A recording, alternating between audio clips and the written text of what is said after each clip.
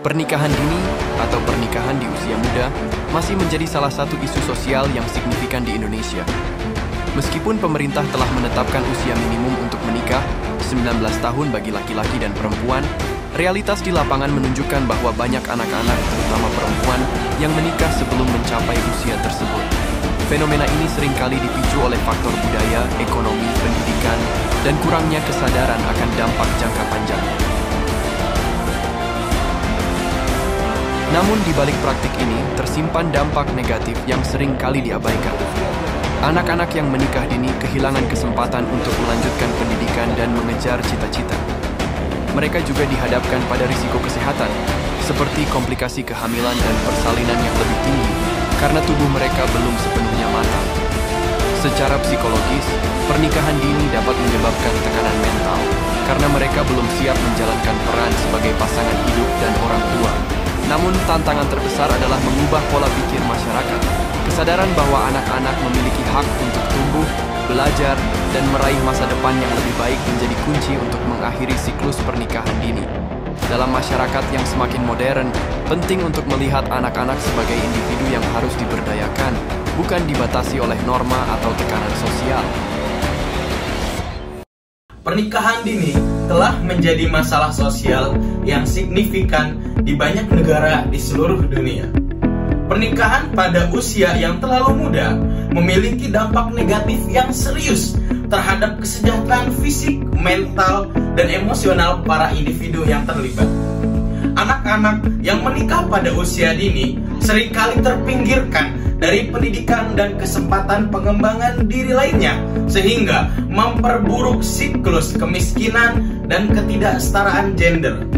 Meskipun ada kemajuan global, penurunan angka pernikahan anak tidak cukup cepat untuk mencapai target penghapusan praktik tersebut pada tahun 2030. Bahkan dengan laju yang ada pada saat ini, masih diperlukan waktu 300 tahun lagi hingga pernikahan anak dapat dihapuskan. Berdasarkan data menurut UNICEF, Indonesia sendiri berada di peringkat 4 dunia, di mana sebanyak 25,53 juta perempuan menikah di bawah usia 18 tahun. Angka ini menunjukkan bahwa Indonesia masih memiliki pekerjaan rumah yang cukup besar untuk menciptakan Indonesia layak anak pada tahun 2030. Untuk mengatasi masalah ini, diperlukan meningkatkan akses pendidikan yang lebih besar, serta memberikan kesadaran akan hak-hak perempuan, dan mengembangkan program-program yang mendukung anak-anak dan remaja dalam mengambil keputusan yang lebih baik mengenai masa depan mereka. Ya, assalamualaikum warahmatullahi wabarakatuh. Selamat siang, Wawan. Ini maaf nih mengganggu waktunya. Sebelumnya saya ini mau menanyakan ada beberapa hal tentang, kebetulan kan Pak Ahmad kan punya cerita Pak Ahmad nikah dini. Nah itu saya mau nanya tuh. Jadi sebenarnya pas dari orang tua ngedorong Pak Ahmad itu, apakah Pak Ahmad ada kayak apa langsung nerima kah, atau misalnya kayak ada nanya-nanya ngobrol dulu sama orang tua kayak gimana tuh? Segini ya, soalnya kan dulu ceritanya orang tua si itu udah merasa ini ketakutan duluan. Oh iya. Jangan kan dulu dia udah tunangan sama orang lain. Oh udah tunangan sama orang lain. Makanya saya buru-buru diajakin itu dulu. Oh karena orang tua. Awalnya kan ente udah pacaran gitu ya, terus dia udah tunangan sama orang lain. Terus ente buru-buru jadi itu ya.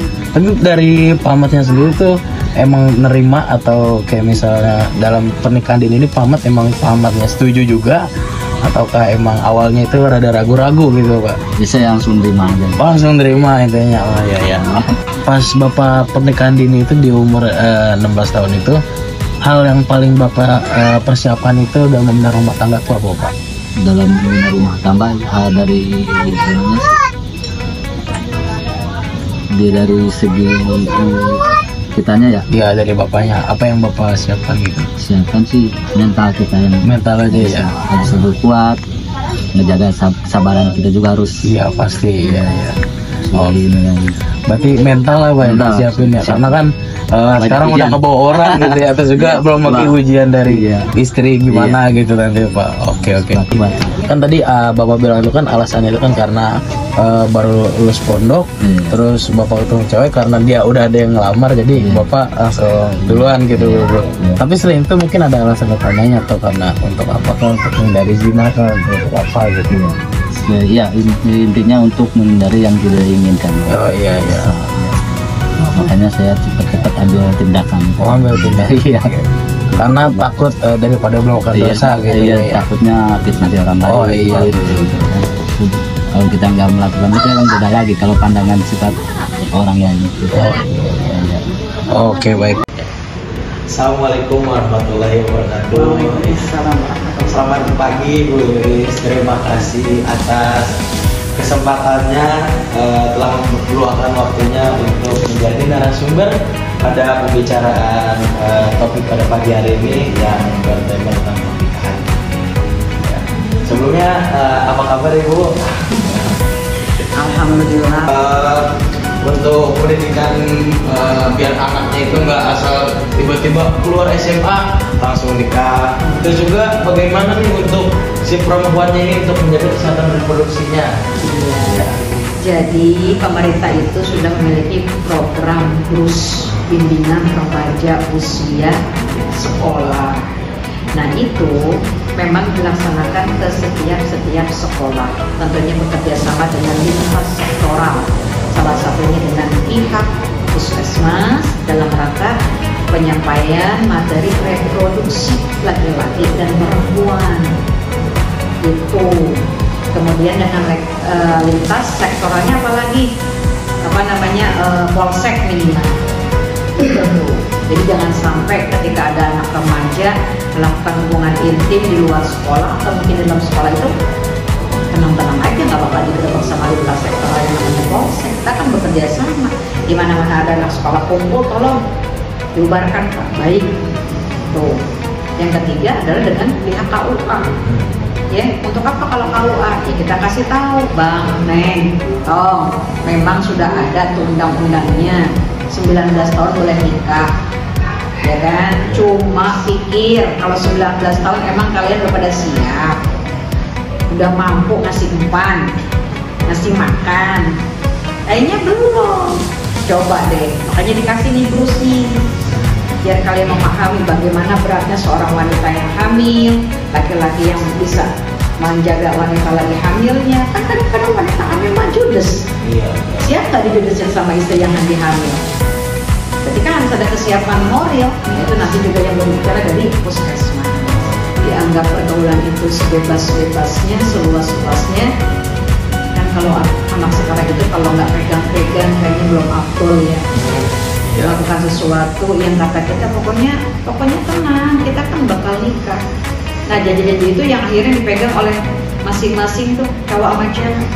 Karena merasa takut kehilangan, sudah diapa-apakan, akhirnya sebetulnya mungkin dia juga pengen keluar dari circle-nya mereka berkenalan itu. Cuman karena mungkin udah ada apa-apa, diapa-apain, itu yang bikin akhirnya mereka merasa bahwa perempuan itu terikat gitu dengan cara. Akhirnya mau nggak mau nerima, kita nggak stop. Dari dia, ya kan, sekolah nanti. Sekolah ini zaman sekarang yang udah serba Tentang sisi positif dan juga negatif baik bagi laki-laki dan juga perempuan yang menikah dan yang kedua merepotkan. Kalau otomatis mereka mau bekerja, mereka harus mempekerjakan kembali agar anaknya tidak bekerja. Makanya kan sampai pemerintah bilang kalau pasangan negara ini mau berjalan negara yang baik, aja banyak yang nggak mau. Kenapa? Tuh semaju negara semaju juga di rumah sakit aja tidak menghargai. Ya akhir berpikir kamu ambil anak kamu jalan-jalan berdua. Jangan